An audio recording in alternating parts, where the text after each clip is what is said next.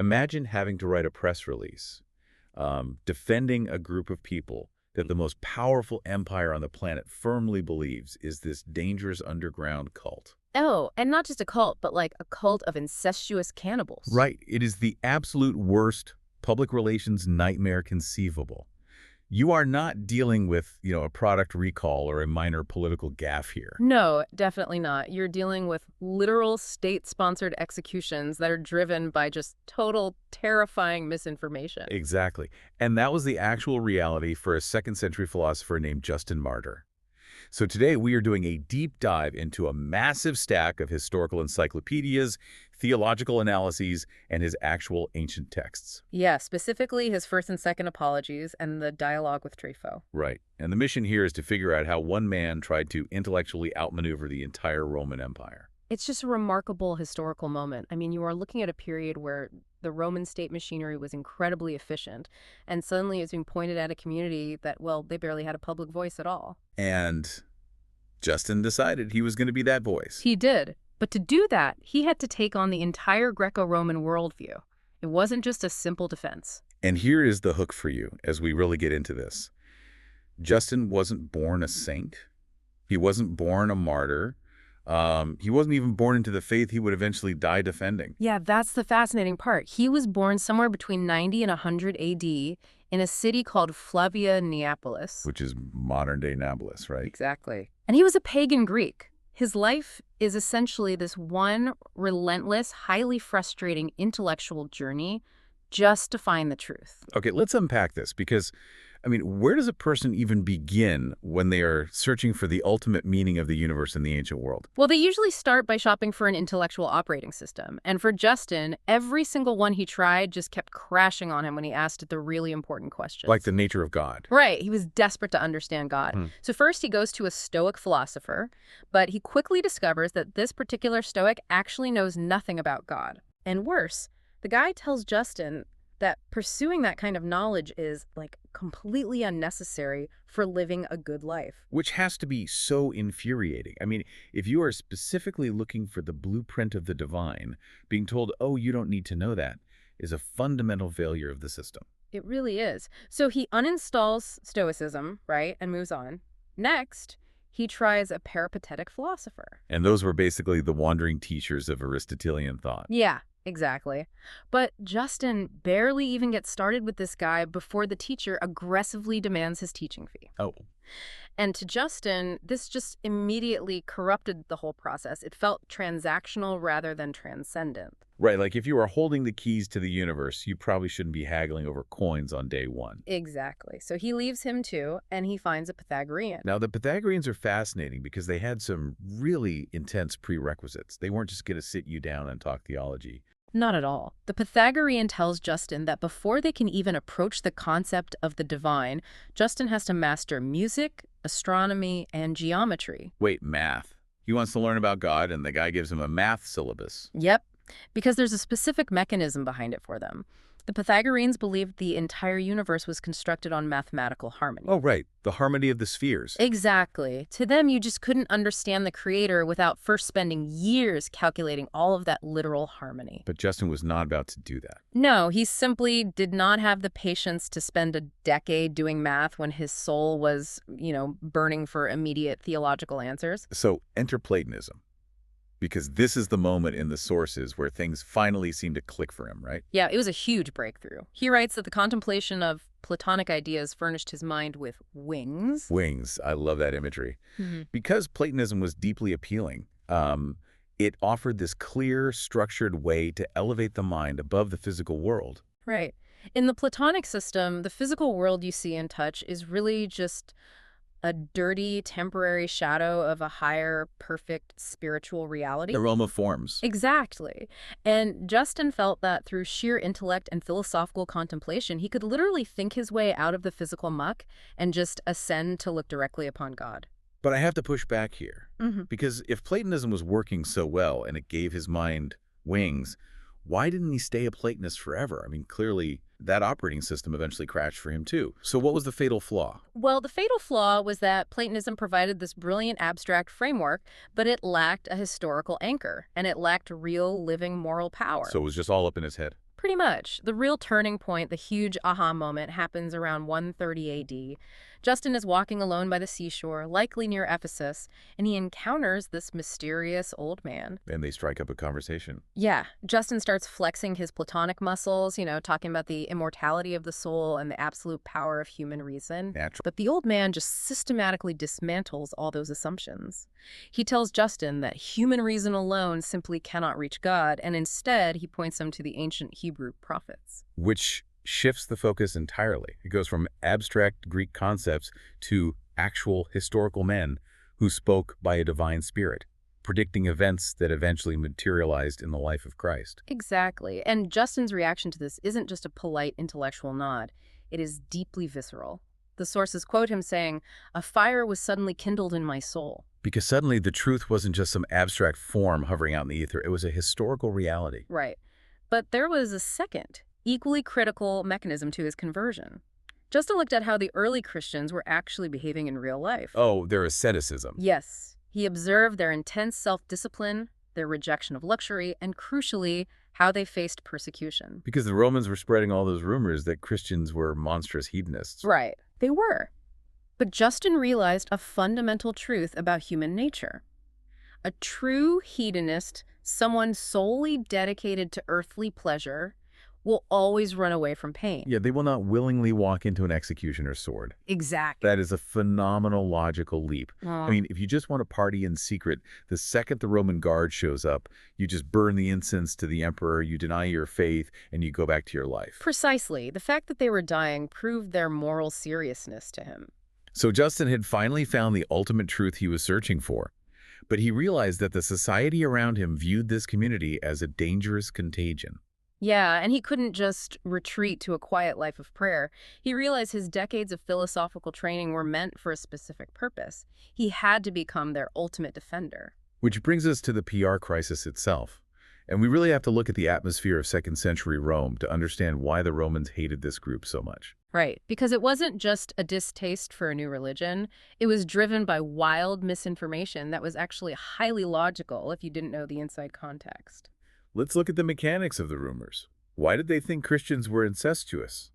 Because they called each other brother and sister, even husbands and wives. Yeah, and why did they think they were conducting nocturnal orgies? Because early Christians were mostly working-class people, laborers, slaves. Right, they couldn't just clock out for a worship service at 2 in the afternoon. They had to meet in secret before the sun came up. Exactly. And then the cannibalism charge that one really highlights the danger of taking things too literally. Oh, for sure. When Christians met in secret and talked about consuming the body and blood of Christ during the Eucharist, the Romans just assumed they were literally butchering human beings in these underground meetings. It sounds absurd to us, but to a Roman official hearing whispers, it sounded like a violent cult. And on top of that, they were branded as atheists. Right, because they refused to worship the Roman state gods. And for Roman, atheism wasn't just a personal spiritual choice, it was a literal civic threat. Yes. If you don't honor the gods might abandon Rome and let the entire empire fall. So it was basically treason. And that is the exact context that triggers Justin to write his second apology. Yeah. But the incident that actually sparks it is chilling. It perfectly illustrates how the immense lethal machinery of the Roman Empire could be weaponized by, petty grievances. It really does. According to the sources, a Roman woman converted to Christianity. And prior to this, she and her husband had lived in severe sexual immorality. But her new faith required strict moral boundaries. Right. So she tries to persuade her husband to change his behavior, but he completely refuses and just continues his abusive lifestyle. So finding it ethically unlivable, she legally divorces him. Yes. And it is terrifying to think about what happens next. The ex-husband is furious, but he doesn't just argue with her, he weaponizes the Roman state against her. He reports her to the authorities for being a Christian. Exactly. And when he realizes he can't get her executed immediately because of some legal maneuvers she pulled, he just pivots. He goes after her Christian teacher, a man named Ptolemaeus. Unbelievable. He reports him to the Roman prefect, Urbicus. So Urbicus pulls Ptolemaeus in, asks him one single question. Are you a Christian? And when the man says yes, Urbicus immediately sentences him to death. Wait, just like that? Just like that. And when another Christian in the courtroom stands up and protests the irrationality of the execution, Urbicus executes him too. Wow. It is just a staggering abuse of power. A petty domestic divorce dispute activates the imperial executioners. How does Justin even begin to argue with an empire that behaves like that? He does it by using the only weapon they actually respect, pure irrationality. In his apologies, Justin just directly calls out the Roman hypocrisy. He demands that the empire apply its own judicial standards to the Christians. Yes. He points out that the Romans are executing Christians based on these wild rumors of human sacrifice and immorality, while Roman and pagan cults actually openly celebrate those exact things. Oh, like the literal human sacrifices made to the god Saturn. Exactly, and the rampant immorality enshrined in their own mythology. But Justin realized that just pointing out Roman hypocrisy wasn't going to stop the executions. To save his community, he didn't just have to speak their language. He had to essentially hijack their entire philosophical framework. And this is where we see his absolute genius. What's fascinating here is, to understand what he did, you have to look at the broader Christian context of the time. Because a lot of them hated Greek philosophy. Yes. Many early Christian thinkers, like Tertullian a bit later on, completely rejected it. Tertullian famously asked, what does Athens have to do with Jerusalem? He viewed the Greek intellectual tradition as this corrupting pagan influence. But Justin took the exact opposite approach. He builds one of the most brilliant intellectual bridges in history using a concept called the logos. Right. The logos was a foundational concept for the Stoics. They believed the universe wasn't just random. It was permeated and governed by the logos, a universal reason, a divine, rational fire that gave order to everything. And Justin takes this Greek philosophical cornerstone and links it directly to the opening of the Gospel of John. In the beginning was the Word, the Logos, and the Word was God. Yes. Justin tells the Romans, that rational fire that orders your universe, it isn't just a force, it's a person. And his name is Christ. And here's where it gets really interesting. Justin introduces the mechanism of the spermatikos logos. The seed of the word. Exactly. He argues that every single human being throughout all of history was born with a tiny piece of this divine reason planted inside them. The implications of that mechanism are just massive. Justin is arguing that if Christ is the complete incarnate logos and every human has a seed of that logos, then anyone in history who lived rationally and pursued virtue was actually participating in the reality of Christ. Even if they lived hundreds of years before Jesus was born. Exactly. It's basically retroactive copyright claiming. Justin is looking at the Roman Senate and saying, you know all those great Greek philosophers you revere, men like Socrates and Heraclitus? They were actually using Christian software without knowing it. That analogy is spot on. It is radical inclusion. Justin explicitly claims that because Socrates lived according to the seeds of reason, often against the pagan superstitions of his own day, which ironically got Socrates executed, Socrates was an unknowing Christian. He completely flips the script. He tells the Romans, we are not a weird barbarian cult. We are the ultimate perfection of the very philosophy your empire is built upon. You just have the fragments. We have the whole. It was a brilliant argument. But while Justin was incredibly skilled at building those bridges to the Greeks, we have to look at where he deliberately burned them. Because he didn't just absorb Greek thought indiscriminately, right? No, not at all. He aggressively subverted their ideas when they threatened the core mechanics of his faith, particularly when it came to the human soul. Right. If you look at Greek thought, especially the Platonism that Justin used to love so much, the human soul is viewed as inherently naturally immortal. Yes, to the Greeks, it has no beginning, no end, and it absolutely cannot be destroyed. Furthermore, they believed the physical human body was basically a meat prison. Yeah, the ultimate goal was for the immortal soul to escape the physical body and just float off into the spiritual ether. But Justin completely rejects this, and the mechanism of why he rejects it is really crucial. In his dialogue with Trypho, he argues that if the soul is naturally immortal, then it doesn't need God to survive. Oh, it would be entirely independent. Exactly. So Justin draws a hard line. He says, only God is inherently immortal. The human soul only continues to exist because God actively wills it to exist. Meaning, if God withdrew his sustaining power, the soul would simply vanish. Yes. And by doing this, Justin defends the Christian doctrine of physical bodily resurrection. Christians didn't want to escape the physical world. They believed God created the physical world and called it good. So the ultimate hope wasn't an escape hatch for the soul, but a complete restoration of the physical body alongside the soul. Exactly.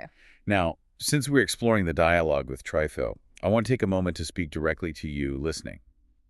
When you read this text today, you are confronted with a really dark historical reality. Yeah, it's something we have to address. In this dialogue, Justin is debating a Jewish man named Trypho, and Justin aggressively lays out what is known as supersessionist theology. He argues that the Christian church had entirely replaced the Jewish people as the new Israel. And that the Jewish law had been rendered completely obsolete. Exactly. And the sources we're looking at highlight that these specific arguments served as a foundational origin point for later Christian anti-Semitism. And I want to be very clear here. Our goal in this deep dive is impartially examining what Justin actually believed and wrote so we can understand his historical impact. We are absolutely not endorsing these views. But it shows us a man so focused on drawing hard boundaries to protect and legitimize his new faith in the eyes of the Romans that he established polemics with devastating historical consequences. It is a stark reminder of the long shadow these ancient texts cast. Justin was operating in a period of intense hostile separation between the synagogue and the emerging church, and he was desperately trying to standardize what a Christian actually was. And he did standardize it, didn't it? Yeah. He really did.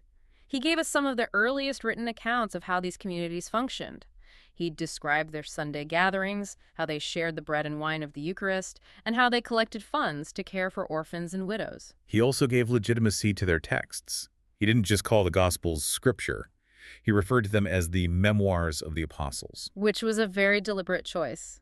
In the Greco-Roman world, a memoir was a highly respected literary genre.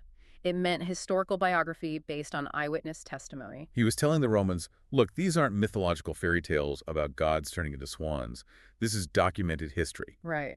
Justin's intellect really gave the early church a robust, defensible identity. But speaking truth to power in a totalitarian system comes with a fatal cost. And that brings us to the climax of his life, around the year 165 A.D. Marcus Aurelius is the emperor. And ironically, Aurelius is a devoted Stoic philosopher himself. Right. So Justin is in Rome, and he engages in this fierce public debate with a Cynic philosopher named Crescens. And according to the sources, it is highly likely that Crescens, who was humiliated by the debate, denounced Justin to the Roman authorities. So Justin is arrested and brought before the urban prefect, a man named Junius Rusticus. And Rusticus, like the emperor, is a Stoic. So he looks at this group of Christians as just irrational fanatics. Totally. And we actually have the trial transcript in the sources. The tension in that room must have been suffocating. Rusticus demands that Justin and his companions submit to the gods and obey the emperor. But Justin refuses. He states calmly that no one in their right mind gives up truth for falsehood. So Rusticus tries to break him. He threatens him, saying, if you do not obey, you will be tortured without mercy.